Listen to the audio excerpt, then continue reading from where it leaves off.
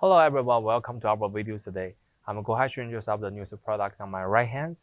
This is a stainless steel, the Kettle steam pots, and let me give the overall dimensions first. And the unit's height is about like a 19 inches tall. And the diameters of the units, they are almost about like a 13.5 inches. And we can see the front. For the unit, they come with a couple of the indicator lights on the side to give you the notify when the steaming, when it's cooking.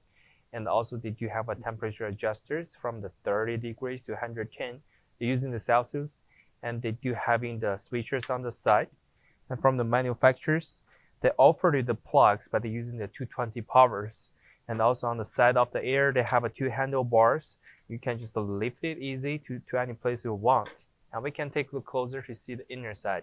We can see this one is stainless steel sleeves. After we remove it, we can see they do have a gaskets all around the units. And also the manufacturers, they will offer the steam sheets pans right here. They have a lot of holes on it, easy for you to clean it. They're using the stainless steel too. And for the inner side, we can see they have a mark using the stainless steel, the 304. And the diameters of this pot inner side about like 11.5 inches. And the depth is about like 13 inches.